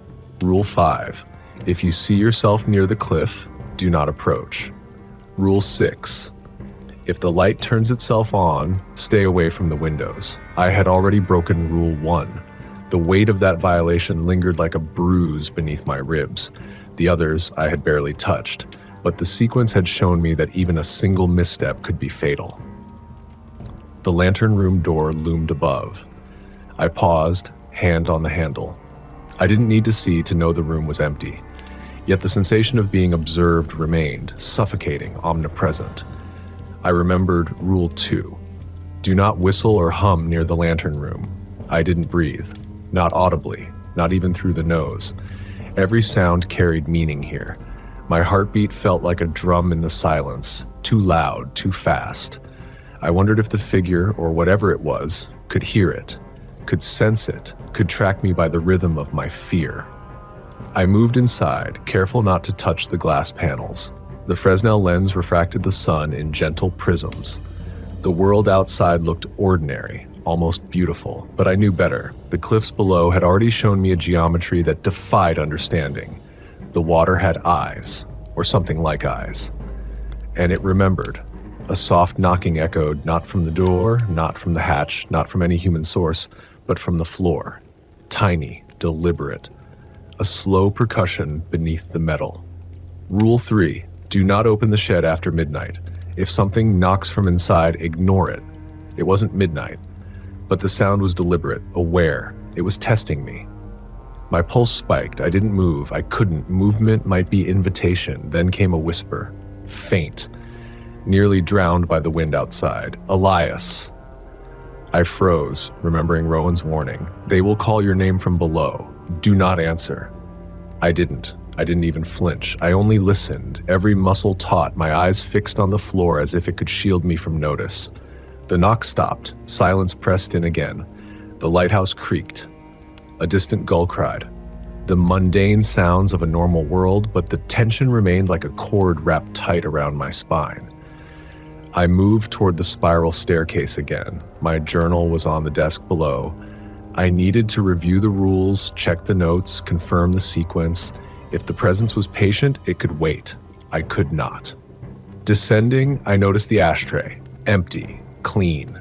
No sign of the notes I had burned, no trace of their previous existence. The lighthouse did not allow mistakes to remain hidden. It recorded, observed, remembered. I opened the journal to the last scrawled page Rowan had left. His final words weren't a warning. They were a plea. If they notice you, do not attempt to flee. You cannot outrun what is patient. Do not fight what is eternal. Correct the sequence. Follow the rules. Survival is obedience. I closed my eyes, trying to absorb the weight of that guidance. My memory felt fragmented, unreliable. The sequence was unclear in parts, but one thing remained certain. I had to continue. I had no choice. Step by step, I made my way outside. The mist clung to my clothes, soaking through, cooling my skin. The cliffs were quiet now, empty. The glow from before had receded into the depths, leaving only ordinary water and ordinary rocks. But the memory of what I had seen and what I had felt lingered. Rule 4. If you receive a note you didn't write, burn it. I hadn't received one since sunrise. Or had I? The memory felt hazy. Perhaps the rules themselves obscured my recollection, protecting me, guiding me, forcing obedience. I approached the shed. A thin spiral of fog curled around it. The door was closed. Normal. Ordinary. Safe. But I remembered Rule 3. Do not open after midnight. Ignore knocking. I heard nothing. The stillness was oppressive. I checked the time. 9:30 in the morning. No excuse. No reason. My fingers itched to confirm what was inside, to see for myself, but I obeyed. The door remained shut. I stepped back. Relief washed through me, tinged with fear. The lighthouse was patient. I was patient. The water below the cliff shimmered faintly. I refused to look directly. My peripheral vision caught motion, shapes rising, twisting, coiling, but I looked away immediately. Obedience was, I reached the edge and crouched, lantern between my knees. My burned. My throat ached. Rule 5. If you see yourself near the cliff, do not approach. I had seen myself, or a semblance of myself. I wasn't certain. I tried to disentangle memory from perception, focused only on the journal, focused only on the rules. A distant knock echoed from the lighthouse wall, not the door, not the hatch. A deliberate, patient rhythm. I didn't flinch, I didn't move, I didn't acknowledge it. The mist thickened slightly, obscuring the cliffs. The water pulsed faintly. The shape beneath it moved with intent. I closed my eyes. Let the rules guide me, step by step, rod by rod, rope by rope, marker by marker. The sequence from sunrise had held, the presence had observed. Now it waited. A whisper reached me on the wind. Well done. Or was it a trick, a lure? I didn't respond. I didn't move. I obeyed. The shadows in the mist shifted again. Something immense stirred below the water. Something patient, eternal, indifferent to human life. It had noticed me. It remembered. And it would not forget. But I had obeyed. I had survived the morning. For now. By the time the sun dipped toward the horizon, my nerves felt scraped raw. I'd survived the morning, barely, but the lighthouse's oppressive calm did nothing to soothe me. Every rule hummed in the back of my mind like a live wire pressed against my skull. I warmed a can of soup on the rusty stovetop, more for the sound than the food. Silence had weight here, a shape, a presence. Every clink of the spoon felt like I was announcing my location to something listening in the walls. I sat with my back to the kitchen door, watching the window in case the light inside decided to flicker. Rule 6. If the light turns itself on, stay away from the windows. So far it hadn't, but the sun was sinking. Night changed the island. It stretched it into shapes unwelcome to human senses. I felt that truth in my teeth. I forced the soup down, barely tasting it, then grabbed Rowan's journal again. Its pages were growing soft, frayed at the edges from my grip. I read the rules again, hoping their structure could anchor my mind. But my thoughts kept drifting back to the note that appeared at the cliff. The one I hadn't written. Rowan's handwriting? Or something else's idea of Rowan? I closed the journal abruptly. The impact echoed too loudly. Immediately, the lighthouse responded. A soft thud came from the stairwell. Another. Slow, heavy, almost rhythmic. My pulse spiked. I grabbed the lantern, stood perfectly still, listening to the knocks descend the stairs step by step. One floor, another, and another. I backed into the corner as the footsteps reached the bottom of the tower. There was no mistaking it. Someone, or something, was in the lighthouse with me. I remembered the rule Rowan hadn't written, but had implied everywhere. Obedience is survival. But there was no rule for this, nothing about footsteps inside, nothing about an intruder. The doorknob of the kitchen door twisted, slowly, quietly, as if whatever was on the other side knew I was listening. I clutched the lantern tighter, breath shallow. Rule 2, do not whistle or hum near the lantern room. My mind latched onto it like a lifeline. Irrelevant, useless here. Yet it gave me something to focus on, something that wasn't the dread slowly turning the doorknob. The door opened an inch. The room chilled instantly. A smell drifted in, salt water and something else, something like old metal and rotting kelp. I spoke without meaning to. My voice cracked. "Rowan?" The movement stopped. Silence stretched. Then a voice on the other side answered. Hoarse. Broken. Elias. Not Rowan. Not human. But it had learned the sound of my name. I backed away from the door, lantern trembling in my grasp. I forced myself to breathe. Slow. Controlled, following the rhythm Rowan described in a margin note. Do not let them hear fear. Fear is permission. My breath steadied, the handle turned the other way, the door clicked shut, quiet again, almost gentle. Whatever was out there moved on. The footsteps retreated to the stairs, up one step, another, then silence returned. I sank to the floor, forehead pressed against the cool tile. My whole body shook. The lantern's flame guttered. Minutes passed, maybe hours. I had no sense of time anymore. Eventually, I crawled to the desk where I kept the journal. I needed certainty, structure, anything to reestablish the boundary between my mind and whatever was encroaching from outside it. When I opened the journal, a loose sheet fell out. Not in Rowan's handwriting, not in mine. Something too precise, too clean, too mechanically human. 4 words only: you broke Rule 5. My stomach dropped. Rule 5. If you see yourself near the cliff, do not approach. But I hadn't, had I? Memory buckled. Images flickered in my mind that I didn't remember experiencing. Me standing on the cliff, not facing the water, facing me. But I hadn't gone out there. Not since morning, not since the sequence, not since the lantern flickered once. Twice, then went out. My heart nearly stopped. The entire lighthouse plunged into darkness, and then the light at the top of the tower, the one I hadn't touched, flared awake. A cold, furious beam swept across the sea, across the cliffs, then directly across my window. Rule 6. If the light turns itself on, stay away from the windows. I lunged backward, tripping over the chair, scrambling across the floor until my back hit the far wall. The beam raked across the glass again, once, twice, lingering as if searching for me. The voice from the stairs returned, but this time from right outside the window. Impossible. The window was 2 stories up. Elias. Soft.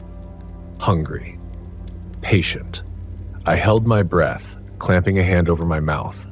The light swept past. The shadow behind the window shifted, elongated, and then slowly, painfully slowly, peeled itself away from the glass. Darkness swallowed the window again. The lighthouse light continued spinning for a full minute before it abruptly shut off. Silence returned.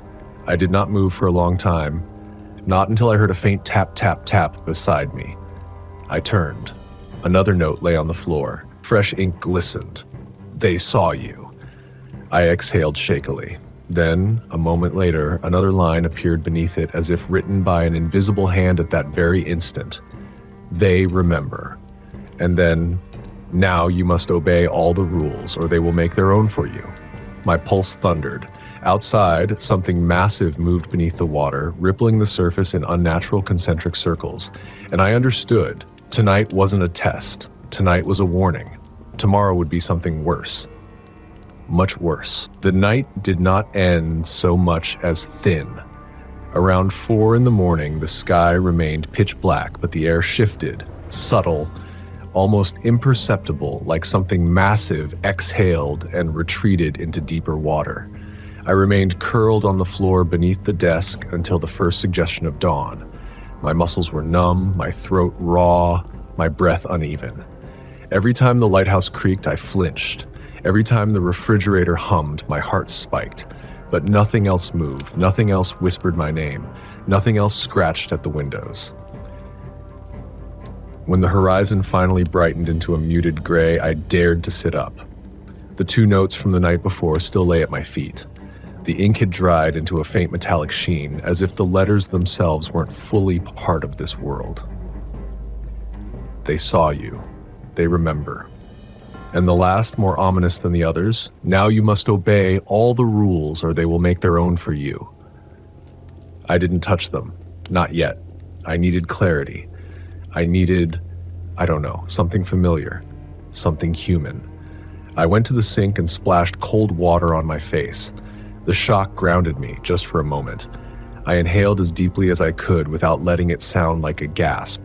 Rowan's margin note echoed again. Fear is permission. I stared at myself in the mirror. My reflection looked exhausted, pale, hollow-eyed, but familiar. Mine.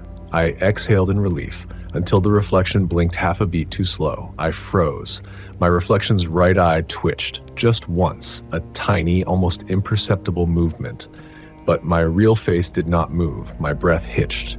Rule 5 screamed inside my skull. If you see yourself near the cliff, do not approach. But this wasn't the cliff. The rules hadn't said anything about mirrors. My reflection tilted its head in a gesture I didn't make. The movement was curious, almost sympathetic, like it was studying me the same way the figure on the cliff had. I stumbled back, knocking over a metal cup. The clatter echoed violently through the lighthouse.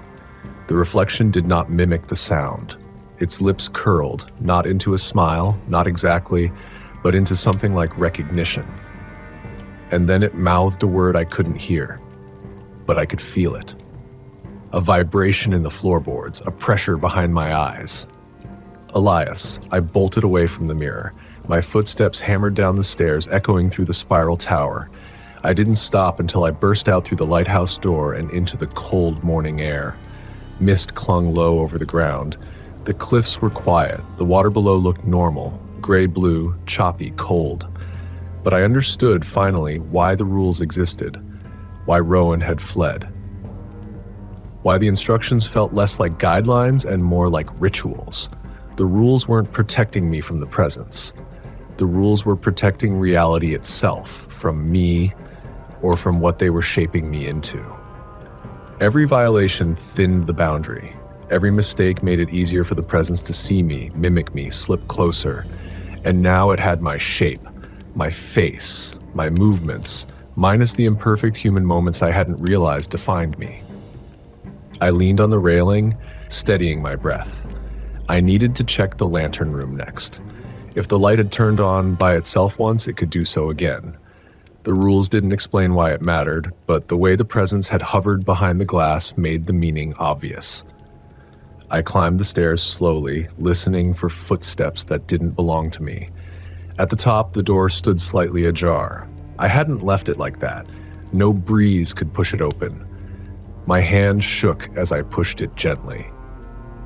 Inside, the lantern rested dormant, the glass fogged from the previous night's unnatural flare. But something else caught my eye. A small, folded piece of paper sat dead center on the metal floor. White, clean, perfectly placed. Rule 4. If you receive a note you didn't write, burn it. I approached slowly, each step deliberate. A drop of cold sweat slid down my spine. As I reached for the note, the air hummed softly, like a current moving through the walls. The paper was warm against my fingertips. I unfolded it. This time, the handwriting was mine. Exactly mine. Every loop, every imperfection, identical. But I had never written it. The message was simple. Stop looking for structure. Rules do not save you. Rules measure how much of you is left. I nearly dropped it. My pulse roared in my ears. Something behind me shifted. A scrape, soft, slow, like a bare foot dragging across metal. I turned. At first there was nothing, just the dim rooms as the cold lens, the fogged windows.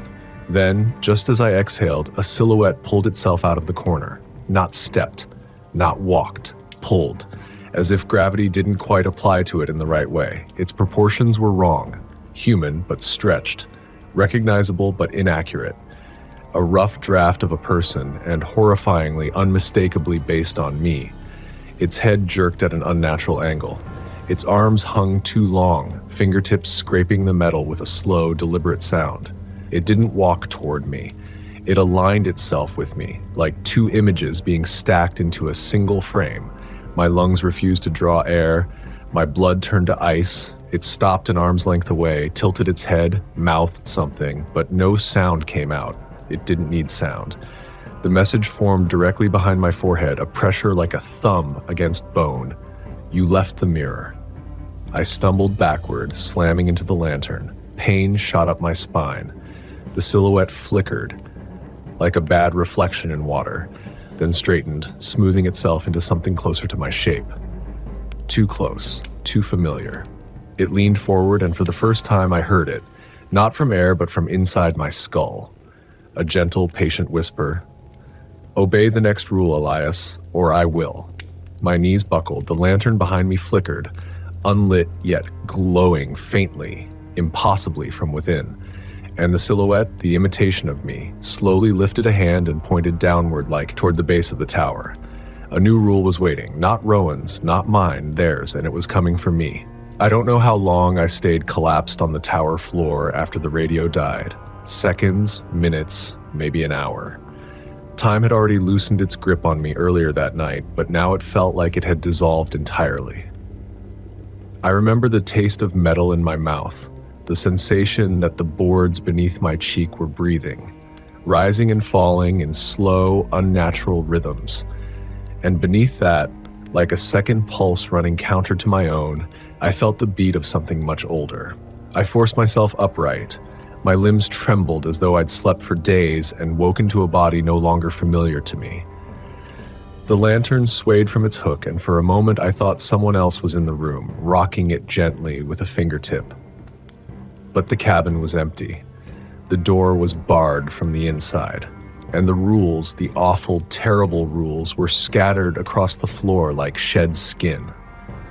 I picked them up one by one. The ink was smeared in places from sweat or condensation, or maybe just from the natural decay of whatever the last lookout had become. I thought of him, of the man whose handwriting these were, the man who had written numbers on the inside of his forearm, the man who had pleaded with me indirectly through every shape of those crooked letters. He didn't leave the tower. Not willingly. That realization struck me with the heaviness of a truth I should have seen long ago. No one had come to replace him. No helicopter had carried him away. No supervisor had arranged his transport.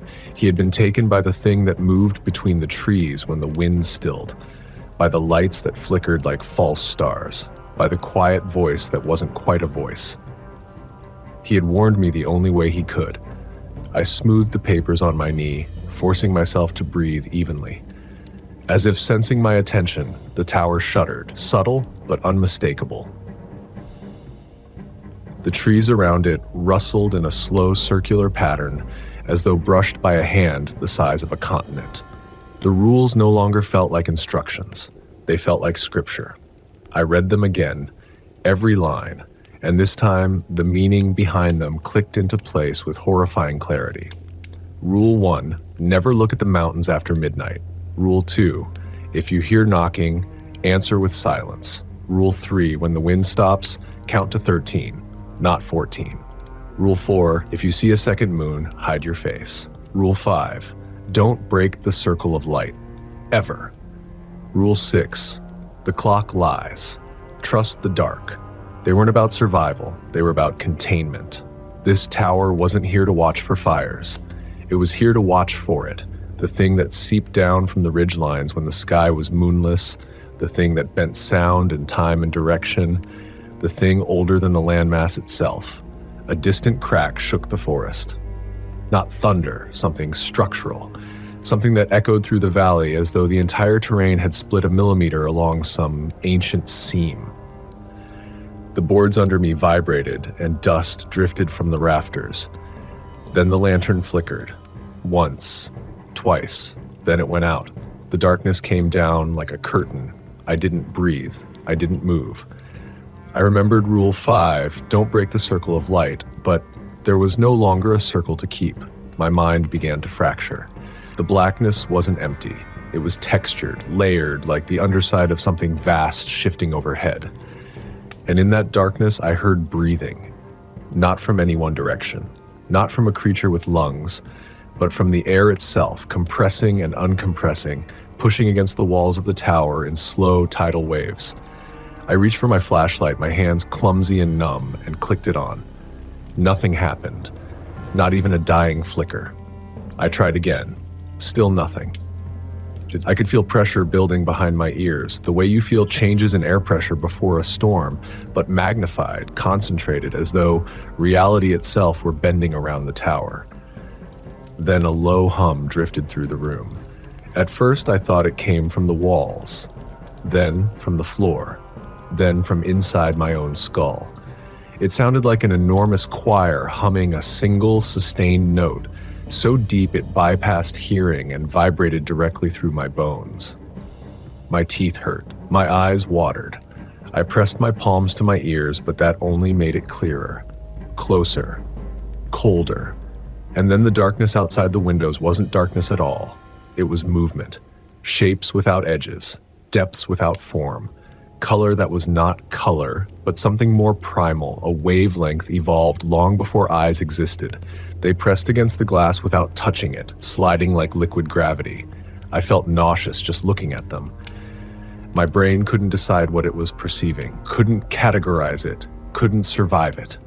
I stumbled backward. My heel struck the wooden railing. The boards groaned beneath me. The tower swayed, and then something knocked. A soft, polite knock on the door. 3 times. I froze. Every cell in my body screamed at me to run, to hide, to do anything but remain still. But Rule 2 etched itself through my memory like a glowing brand. If you hear knocking, answer with silence. The knocking came again, slower this time, almost curious. Then again, harder, impatient. I clenched my jaw so tightly I thought my teeth would crack. The knocking stopped. Silence rushed in, thick, total. Then from just outside the window, inches from my face, a voice whispered my name. Not Elias, not Mercer. It whispered the name I had never told anyone during my weeks in this tower. The name my mother gave me before she died, a name I had buried with her. My legs gave out. I slid down the wall, shaking uncontrollably. The voice repeated it again, softer this time, as though coaxing me to open the door. As though it knew the sound alone was enough to collapse whatever fragile defenses I had left. The tower creaked as a shadow passed overhead. The hum deepened, the boards warped, the windows bowed inward slightly like pressure was building on the outside. And then, light. Not from the lantern, not from the stars, from the sky itself. A crack ran across the night like someone had torn open a curtain. A fissure of pure white gold light split the darkness directly above the valley, illuminating the treetops in stark, unnatural contrast. The air vibrated so violently I thought my bones would shatter from resonance alone. Inside the rift, if that was even what it was, I saw movement. Not bodies, not tendrils, not shapes, concepts. Forms that existed without definition, collapsing and unfolding in geometries that hurt the mind to comprehend. They spiraled and layered and bent through dimensions I wasn't designed to see. It felt like staring into the birth of laws that governed the universe, or their unraveling. I screamed without meaning to. The sound vanished, swallowed by the hum. Somewhere, impossibly far and unbearably close, the forest moved as though bowing toward the light, trees leaning all at once in a single synchronized motion. And then something reached for the tower, not physically, not with limbs, with attention. An ancient cold awareness swept across me like a tidal wave. My vision blurred, my thoughts fractured, the world shrank to a pinhole. For a moment I felt stripped bare. Every memory, every fear, every fragment of identity peeled open and examined. I understood then. It didn't hate us. It didn't even regard us. It simply noticed us, the way you notice a shadow under your shoe after you've already crushed what made it. The tower groaned under a force I couldn't see. Bolts snapped. The floor buckled. The rift widened. The hum surged. The valley itself seemed to exhale. And through the tearing sky, through the impossible architecture of that other realm bleeding into ours, I heard a whisper. Not in my ears, but in the fibers of my mind. You are late. The last thing I remember before the tower gave way beneath me was a feeling, not of fear, but of comprehension. I finally understood the purpose of the rules. They weren't meant to keep the entity out. They were meant to keep me in. To be continued. Falling should feel familiar. Every human being has felt some version of it. Slipping on ice, missing a step on the stairs, tumbling off a bike as a kid. Gravity has a rhythm, a logic. It pulls you down in a clean, unbroken line. But when the floor of the tower gave way beneath me, I didn't fall. I descended. The difference became obvious immediately. There was no rush of wind, no stomach-lurching drop. Instead, the world folded around me in slow spirals, like drifting through the eye of a whirlpool made of shadow and fractured moonlight. The remnants of the tower, boards, nails, broken lantern glass, hung suspended beside me, rotating lazily as though underwater. Above me, the rift in the sky remained open, its light pouring downward in jagged beams that bent like fluid. The shapes on the other side moved with deliberate slowness, expanding and contracting like a heartbeat too large to comprehend. Below me, the forest blurred, then sharpened, then blurred again, layers of it stacking and unstacking like shuffled film frames. I tried to scream, but my voice came out as dust. The rules drifted past me, the pages torn loose from my grip in the collapse. They spiraled gently, ink glowing faintly as if heating from within. For a moment, I reached for them, pure reflex, but something cold brushed my wrist, stopping me. A sensation, not a hand, not a surface, ran along my skin. Like the world itself was examining me. My name, my real name, the one the voice had whispered, echoed through the space around me. This time it wasn't a beckoning, it was an appraisal, as if the thing that had noticed me was sorting through its options. As gravity, or whatever this was, pulled me downward, the treetops finally met me, but instead of impact, the needles parted like a curtain. Branches folded aside, bending in geometric angles I knew were impossible. Bark rippled like fabric. The forest made room for me. That terrified me more than the fall. I drifted down through the canopy and into the darkness beneath it. The air thickened, heavy with the scent of pine resin and cold stone. When my boots touched the forest floor, I expected the spell to break, but the world remained suspended in that terrible hush. Even the hum had faded. Everything waited. Then, crunch. A twig snapped directly behind me. I spun, my hands shaking, breath shallow. The undergrowth was dense, tangled, and pitch black, but I felt something there. Not watching, arriving. As though my fall had been the trigger for whatever came next. I backed away slowly, steps uneven, until my heel struck something solid. The base of the fire tower lay before me, toppled at an angle, but not the way physics would dictate. The beams had twisted mid-collapse, forming an arc that pushed against the forest floor as though resisting some invisible pressure. The metal stairs corkscrewed in impossible directions, looping back into themselves like melted taffy. I took a step toward it, and something stepped out from behind it. I froze. It wasn't a person. Not anymore. For a moment, just a single, merciful moment, it wore the vague outline of a man. The silhouette was slumped, uneven, shoulders hunched as if carrying enormous weight. One arm hung too long, swaying gently. The other curved inward, cradling its own ribs. But the head was wrong. It tilted unnaturally, like it had been softened and remolded by hands that didn't understand anatomy. The face was a blur of shifting, liquid features sliding in and out of focus. Eyes appeared in the wrong places. A mouth opened and closed sideways.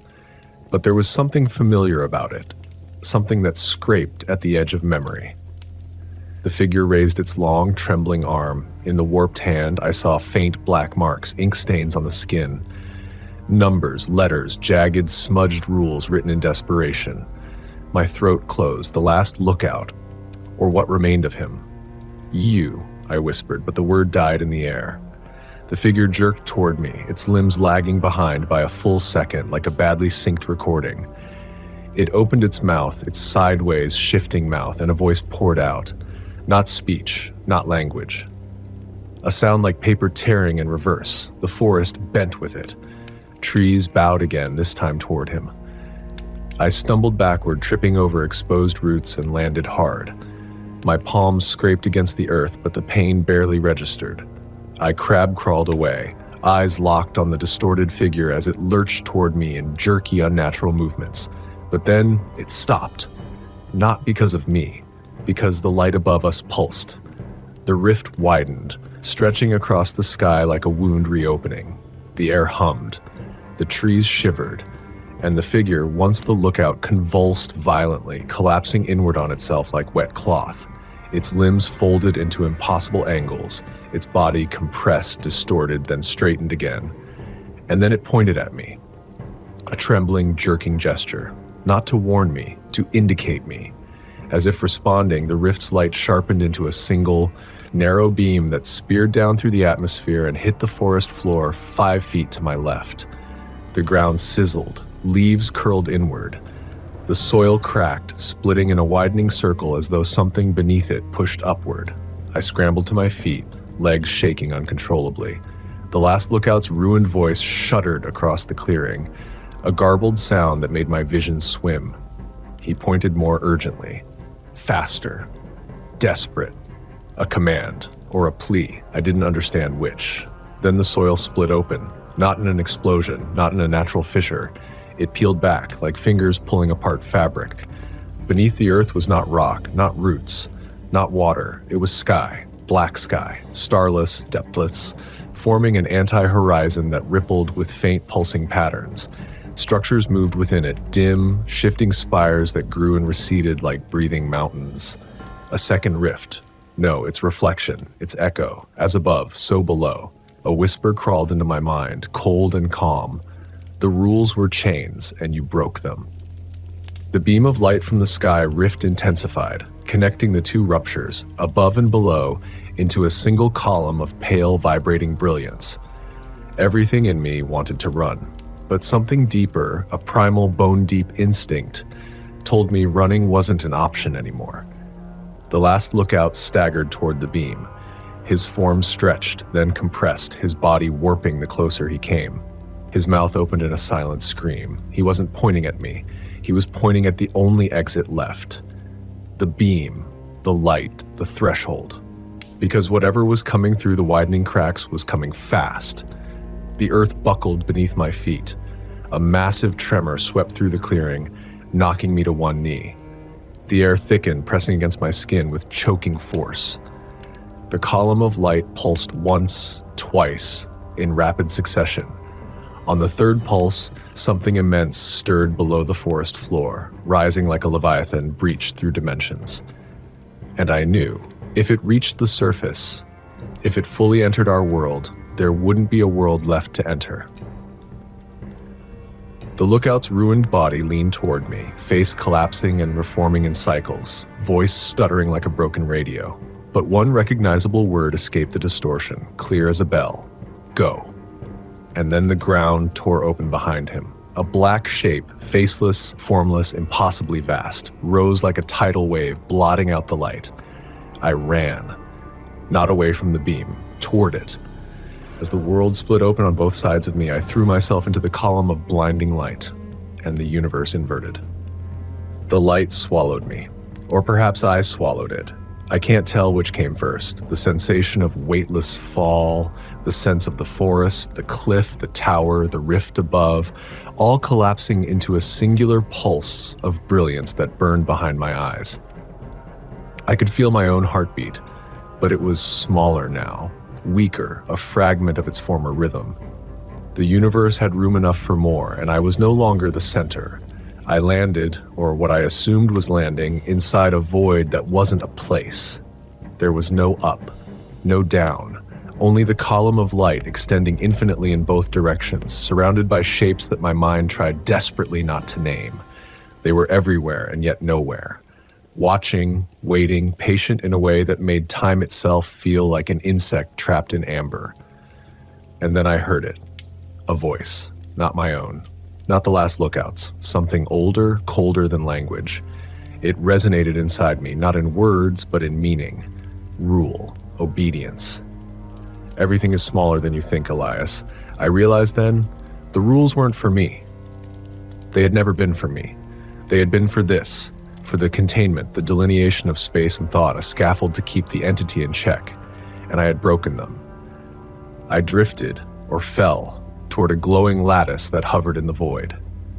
It looked like a spiral staircase made of liquid light, twisting impossibly, its steps dissolving and reassembling with every glance. At the top, or bottom, the figure of the last lookout hung limply, limbs folded in on themselves like a puppet whose strings had been cut. His eyes, if they were eyes, followed me with an expression that I interpreted as warning. Follow the rules, it seemed to plead, or become one of them. I stepped onto the staircase.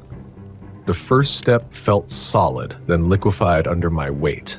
My body flickered, half here, half elsewhere, but the step held. I moved again, trusting instinct over memory, obeying a sense of rhythm that had nothing to do with the sequence of numbers Rowan had scrawled. Then I heard it, whispering through the void. The last rule. The light rippled, shapes folding in on themselves. I understood immediately. There was only one final act left, only one way to survive, or perhaps not survive, but exist in some form, tethered to the edges of reality rather than consumed by them. Obedience. I exhaled and obeyed. I let go. Not the light, not the staircase, not the last lookout, but myself, my body, my mind, my sense of self. I surrendered to the rhythm that had guided me since the first morning, the sequence of rules that had been written not for me, but through me, as if I were the final step in a chain of containment. I ceased resisting. I stopped naming. I stopped fearing. And in that instant, the shapes paused. The void stilled. The staircase solidified. The rift above and below aligned into a perfect column of light, smooth and absolute. The last lookout's form collapsed entirely into the void, leaving nothing behind. A calm settled, immense, impossible. I could feel it press against the edges of my perception, a presence that was patient, indifferent, but satisfied. The rules had been obeyed, I had been measured, and I had fit, even if only partially. Then the light released me.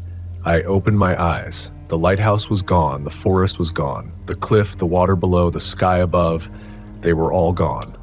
Instead, there was only a pale, shifting expanse of mist and light. I was standing or floating on a thin plane of stone, smooth and impossibly wide.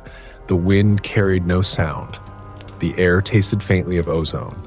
And I was not alone. Shapes, less defined now, less threatening, but still impossible, moved at the edges of perception. They didn't touch me. They didn't need to. The rules had been sufficient. They waited, patient, distant, observing. I understood. The world I had known, the lighthouse, the cliffs, the water, they had been a test, a container. The rules were a lattice, a structure to prevent something older than comprehension from breaking through completely.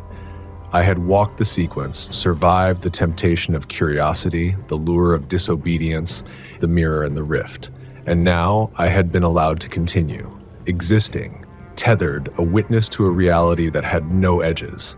I felt my body stabilize. My thoughts, once jagged and fractured, stitched themselves into a fragile whole. But I was changed. Everything was changed. The memory of the lighthouse, the warmth of the stove, the smell of pine, the crushing isolation was now faint like a dream remembered from someone else's life. A whisper in my mind, calm and deliberate. Rules keep you. Rules hold them. Break them again and you will become the last lookout. I nodded. Not aloud. Not for them. For myself. Then, for the first time, I stepped forward. Into the pale expanse, into the waiting shapes, into the silence of something older than the world. And as I walked, I felt it. The rhythm of the rules, steady and absolute, echoing beneath my feet. I realized finally that obedience was not submission. It was understanding. And survival, if survival still meant anything, was not living. It was noticing. The column of light fades. The forest, the tower, the cliffs exist only as memory. Elias continues to exist at the threshold, tethered by rules older than any human, watching, waiting, obeying, and understanding the price of curiosity in a cosmos that does not care.